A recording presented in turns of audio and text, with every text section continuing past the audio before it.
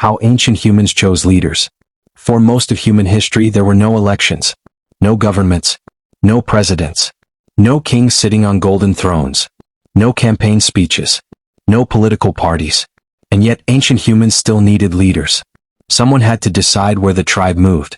Someone had to help solve conflicts. Someone had to organize hunts. Someone had to make decisions when danger suddenly appeared on the horizon. But here's the strange part.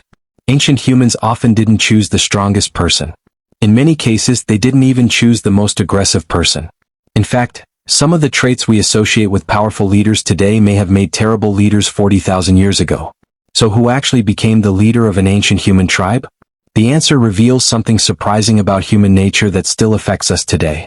To understand this, you have to imagine a very different world.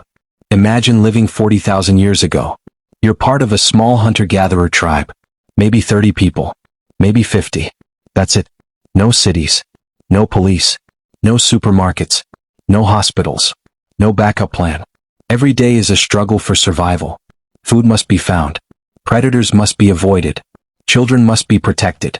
And one bad decision could destroy the entire group. Now imagine a giant, muscular hunter. He's stronger than everyone else. He can throw a spear farther. He can fight better. He can intimidate people. In movies, this person usually becomes the leader. But real evidence suggests something much more interesting.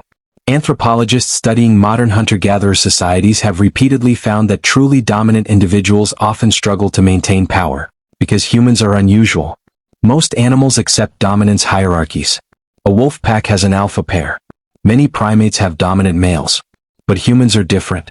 Humans cooperate. A lot. And cooperation changes everything. Imagine a hunter who constantly steals food. He bullies weaker members of the tribe. He takes more than he gives. At first, his strength might make him seem powerful. But eventually people become frustrated. They stop helping him. They stop trusting him.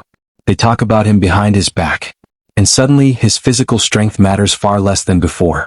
Anthropologists sometimes call this reverse dominance. Instead of one powerful individual controlling everyone else, groups of ordinary people work together to prevent anyone from becoming too powerful. Think about that for a second. Ancient humans may have spent thousands of years actively resisting bullies. In some hunter-gatherer societies, people who become overly aggressive are mocked. Others are ignored. Some are excluded from important decisions. And in extreme cases, dangerous individuals are removed from the group entirely. This creates a strange situation. The traits that help someone dominate a fight are not necessarily the traits that help someone lead a tribe. So if strength wasn't enough, what actually mattered? The answer begins with something surprisingly simple. Trust. Imagine your tribe is preparing for a dangerous hunt. A herd of animals has been spotted several miles away. The hunt could provide food for weeks. But it could also end in disaster. Who would you trust to guide the group? The loudest person? The strongest person? Or the person with the most experience? For ancient humans, knowledge was often more valuable than muscle. An experienced hunter knew migration routes.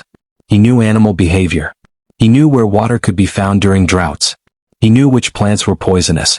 He knew which valleys predators preferred. That knowledge could save lives.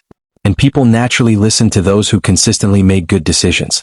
But here's where things become even more interesting. Ancient human leadership wasn't always permanent. Today we often imagine leaders as individuals who stay in charge for years. Ancient tribes may have operated differently. One person might lead during a hunt. Another might lead during a migration. A third might lead when resolving disputes. Leadership was often flexible. It depended on the situation. Imagine a tribe facing a difficult river crossing. The best swimmer might become the leader temporarily. Now imagine the same tribe negotiating with a neighboring group.